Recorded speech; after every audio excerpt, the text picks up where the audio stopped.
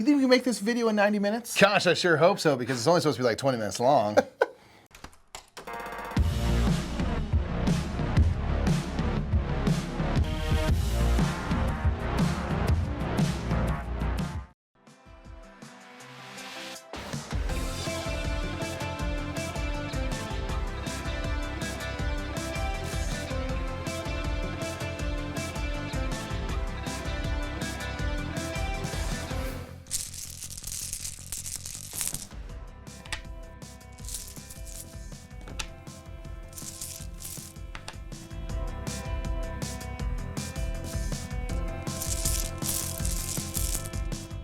What's up, everybody? My name is Nick. I'm Mike. We are the Brothers Murph, and that's right. Today we're talking about our favorite games that are like 90-ish minutes long, which I would personally say is my personal favorite length of game. This for us is a sweet spot. It's like 90 minutes is nice. You want something to chew into, right? Yes, I want something. Like 2 hours starts getting long, right? 2 hours starts getting long. That 90 minutes is like that perfect spot. Yeah, there's really a lot of games that fit into this category, and let's just make the caveat real quick that these are games that when we play them, we tend to find them be around 90 minutes. Now, of course, every game group is different. Every person is different. How you play super fast, slower, whatever. Every game can be a 4-hour game with the wrong group of people, right? I played the 3-hour games of Fireball Island, and let me tell you, would not recommend that, all right? True. So these are games that typically land in around the 90-ish minute zone.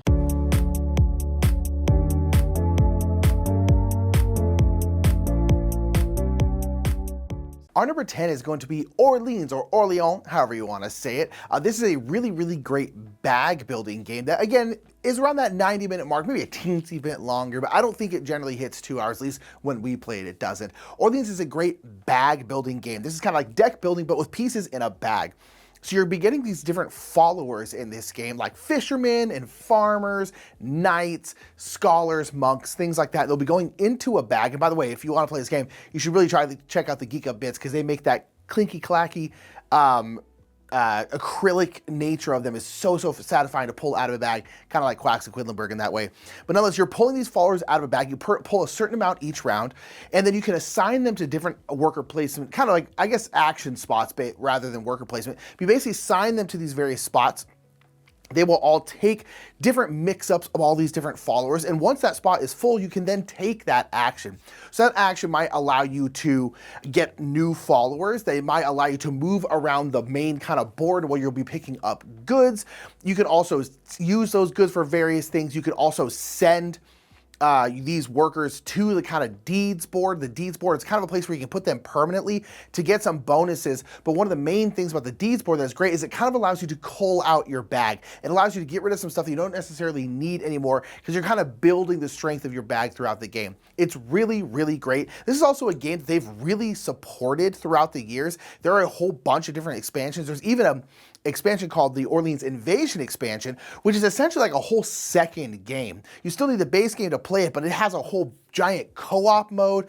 There's a whole bunch of solo scenarios. There's like a 2-player way to play it. It's essentially a whole game's worth of content in an expansion. So there is a ton of different ways to play this game. It's all really, really good, and it's based around that bag building. It comes in around 90 minutes for us, at least.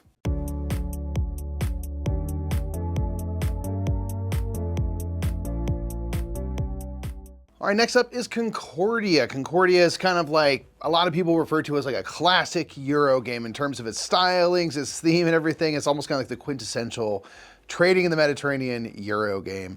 This is a card-based game where everyone's gonna start off with an identical set of cards that will then differ as you purchase new cards and things like that. We have an identical set of cards, which are gonna be different actions, which allow you to move kind of your ships around and your units on the different regions. You're gonna be building buildings, triggering region scorings, getting new cards and things like that.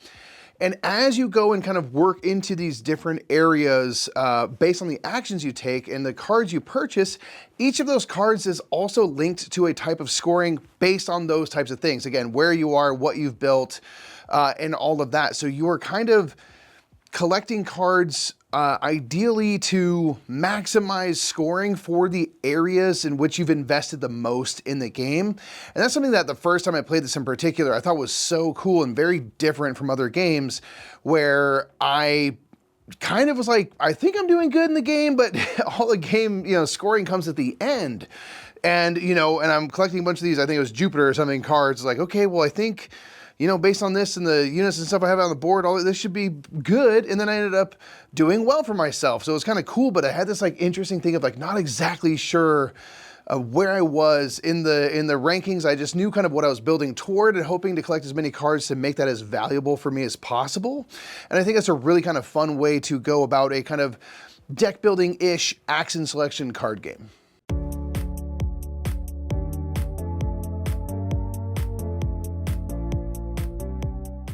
Number 8 is going to be a solo game, actually a big solo game, and this is Nemo's War. I feel like, I know that this was not like the first solo game out there, but I feel like this is one of the solo games that kind of put solo gaming on the map. It feels like it was also one of the games that put, you know, Tool on the map as they did the art for this one, and it is very, very beautiful. This is a game where you are following Captain Nemo of the 20,000 Leagues Under the Sea fame, and you are basically doing a whole bunch of different tasks, and what you want to do in the game is kind of dependent on what your motive is for the game.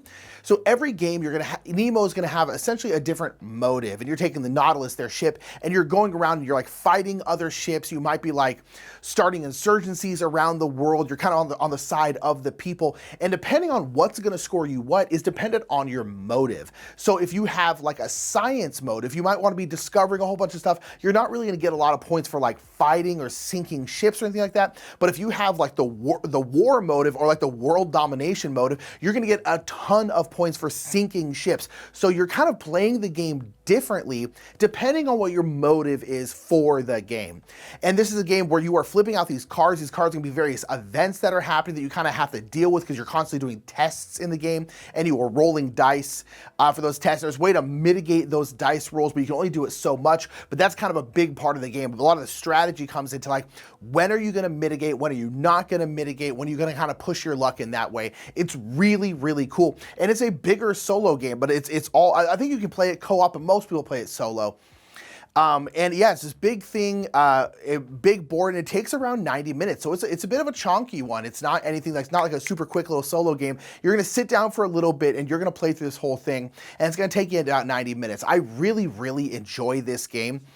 I got to play it a couple times. I've really been kind of itching to play it again, and so I need to get it back down to my solo table and play it some more because it's really, really fun, and I just like the fact that like what scores you points will differ depending on your motive, and I just think it's nice because it kind of makes you play in slightly different ways. You can play a little more fast and loose, play a little more conservative. It really depends on that, and I just think it's an outstanding game.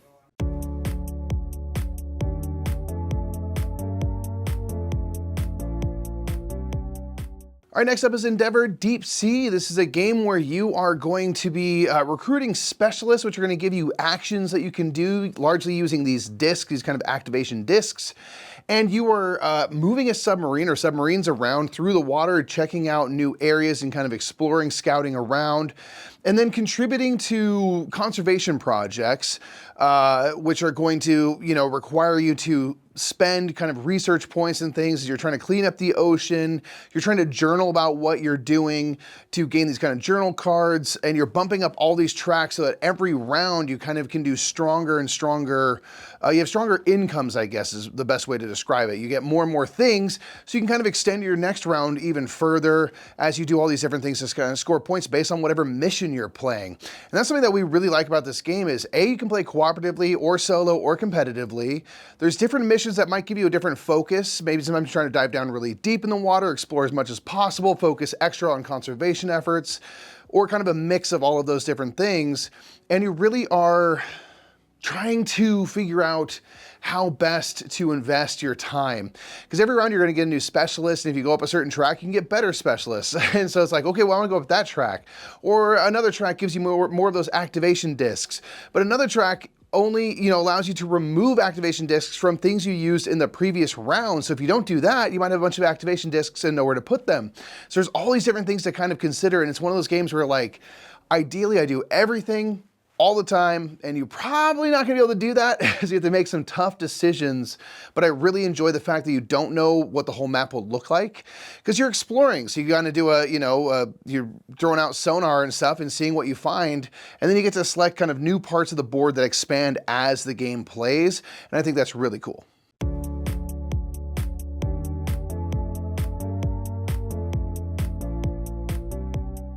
I'm not in different clothes.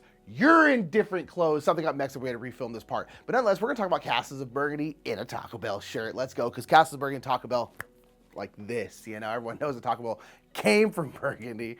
Castles of Burgundy is an outstanding game. Now, this one's kind of weird, like, you know, let's put on the 90-minute list because it definitely generally tends to be around 90 minutes, but you can also play this game pretty snappy-pappy. But nonetheless, it's generally the 90-minute list. Castles of Burgundy is hard to, like, talk about because it's just so well known, so well loved. But this is a game where you are using dice. You are rolling these 2 dice, and those dice will basically dictate what you can do. There are a bunch of different tiles around these various depots, numbered 1 through 6, and then you have your own little duchy that you are building out. And so with, say, a 2, you can grab a tile from the second depot and put it kind of in your little storage area, or you can take a tile from your storage area and put it on a number 2 spot in your duchy. And that 2 spot has to be adjacent to something else. There are a number of different kinds of these tiles. There's like ship tiles, which allow you to get these goods, and they also kind of change up turn order. There are building tiles that do a whole bunch of different stuff. There are like knowledge or mastery tiles, I can never quite remember the name, the yellow tiles that essentially give you either ongoing abilities or they give you maybe a little bit of end game scoring. There are mines that give you silver. You can use that silver to buy from this like special depot in the middle of the board. It sounds kind of just like a normal Euro game, but this game is just so good. You can work the mechanics so well. The fact that you are kind of destined, your turn is kind of determined by your dice. You also have ways to mitigate that dice with these workers that you can turn into change your die values. But just the fact that you're kind of constantly having to adapt to what dice you get, and you're constantly trying to get tiles before someone else can. You're trying to fill in groups on your board, which will give you a big hit of points. This is one of those point salad kind of games where you're kind of getting points for everything. It's just really good. Castles of Burgundy is an absolute classic. I mean, it's been a classic for a long time now. It isn't going away. It's just great. I mean, again, it's one of those games. We played it recently on BGA, and I was just like, man, Castles of Burgundy is still so dang good. We love it so much. I'm in the same shirt as always. So are you. Back to the normal list.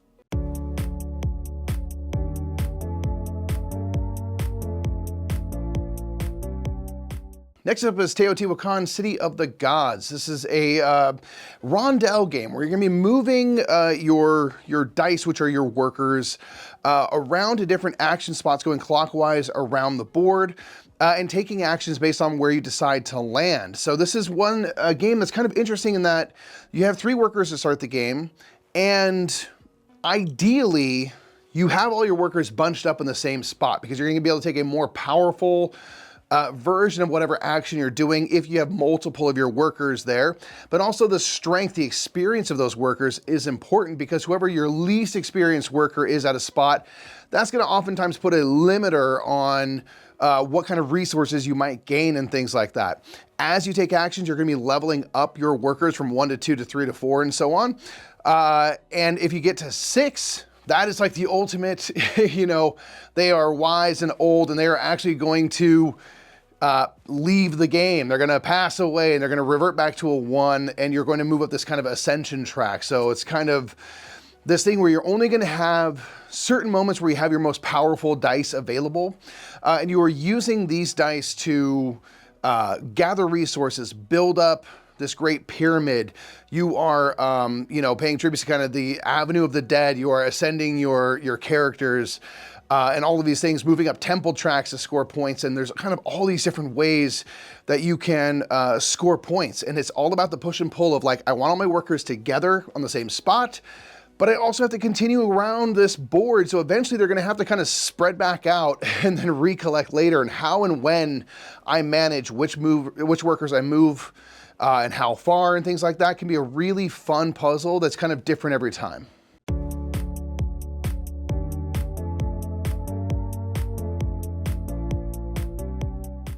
Number 4 is going to be Tzolkin the Mayan Calendar. Tzolkin is an interesting game because it's one of those games where it's like the actual rules of the game are like really simple, but then it kind of like morphs into this big, decently heavy game that plays in around 90 minutes. This is a game that's based around these big gears that are very cool. And basically these gears all interlock together, and as one of them turns, the kind of main gear, the Mayan calendar, it'll turn all of the other ones as well. On your turn, you can literally do one of two things, and that is it. You can either place one of your little workers on one of the gears, or you can take one of your workers from the gears and take them off and do the action corresponding to where they are. Now again, when you're taking them off, there's a whole bunch of different actions, but like on your turn, that's literally what you can do. You can either place one on or take one off and do the action. Many of the actions aren't very complicated, and so this is one of those games that's like deceptively simple, like has really simple rules, is pretty easy to teach, but then just kind of goes into this bigger, heavier game. So as your workers are on these cogs, every round the big main cog is going to turn and turn everything else. The actions are better the longer you stay on these cogs. So you want to stay on as long as possible. So there's this kind of like constant like cost analysis where you're like, I really need this worker back because I want to place one over here, but is it worth taking them off now? Or can I leave them on there for like one or maybe even two more turns to get this really cool bonus? You're also getting various buildings you can put in play, which will give you like various powers or certain things. You're going up tracks. It's very much one of those T games that kind of, they all have very similar things like buildings and tracks that you're bumping up, but it really comes down to those cog actions and how long are you willing to stay on them. It's really, really cool with a deceptively simple rule set of just place one out, take one off, do the action, that's it. But how it all works together and that kind of cost analysis that you have to do is really, really delicious, and Tzolkin is absolutely amazing.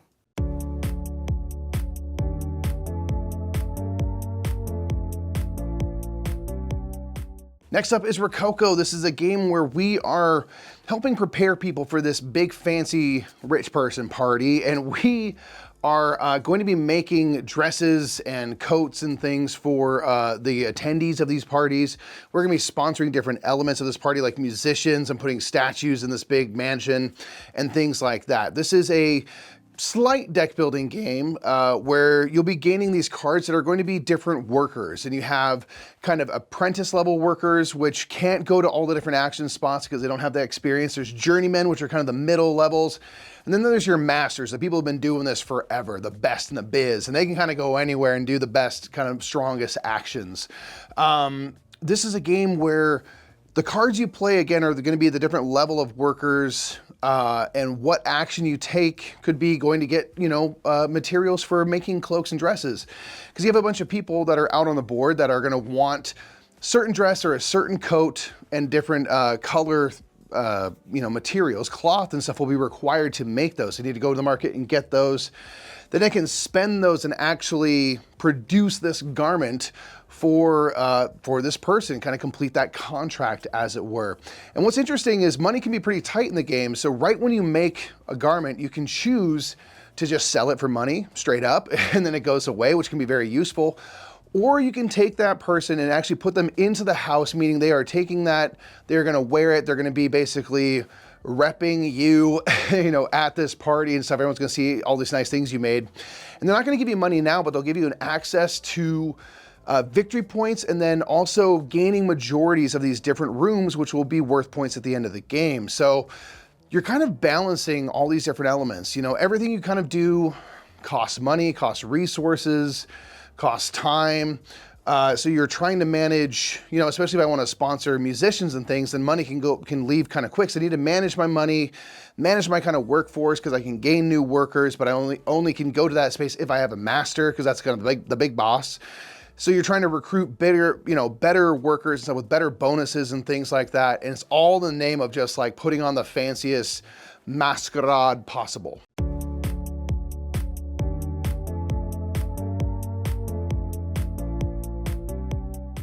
Number 2 is going to be La Granja. I love La Granja. I just played La Granja, and it was almost exactly 90 minutes recently, so it definitely deserves to be on this list. La Granja is incredible. There's an older version of La Granja, and then a newer version by Board and Dice. There's also El Burro, which came out, which we have not had a chance to play. Please put down in the comments if you've played El Burro, because we want to know. We've been hearing very good things about it. But La Granja is a great game with quad use cards. Every card can be used in 4 different ways, And choosing how you want to use those cards is very, very important. So basically the bottom of the card will be an ongoing power that you have. The left side of the card will be a field like grape, wheat, or olive fields you can grow. The right side of the card will be various farm extensions, like adding more spaces for pigs and things like that. And the top of the card is going to be some kind of contract, some kind of order that you're trying to fulfill. So you take a card, you can use it in those 4 different ways, but you can only use it in one of those ways. And this is a game where you are building out your farm, building up your special abilities, producing these goods, and then basically fulfilling contracts. You can fulfill the contracts on your card, like we talked about, or you can fulfill the contracts on the various market stalls around the board. They'll all want different things, and as you fill those out, you'll basically be getting special powers or more income as you go. It's really, really great. There's a little bit of area control in the main market. As you fulfill these orders, you'll put your pieces out there and kind of boot each other out. It's just really, really good, but it just comes down to those card play. The card play, and especially the card play, is interesting because in the game, you only get to play 1 card per turn. There are other ways to play more cards, but you have to kind of do them outside of the main action. And so your main action at the very beginning of each round is you get to play a card, but if you want to play more or draw more cards, you kind of have to do it kind of extracurricular stuff, you know? It's really, really good. La Granja is just one of those games that, like, the more I play it, the more I like it. The new board and dice one has a whole bunch of different modules, which is really, really nice. But even just the old ones on like BGA, the base game itself is pretty much exactly the same. And it's just such a good, solid foundation for a game. We love La Granja. It's a top 10 game for me for the most part, and I just really, really adore it.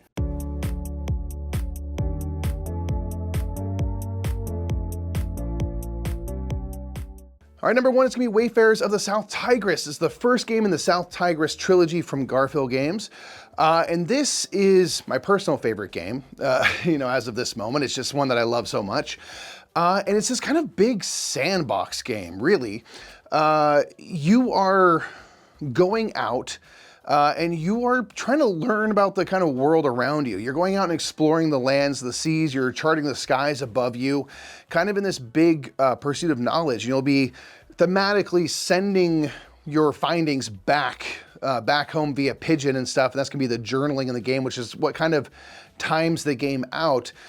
And again, this is kind of a big sandbox because you can kind of explore how you want. If you want to do a whole bunch of land cards and play those out in your vast tableau, you can do that. If you want to explore the seas a bunch, you can do that.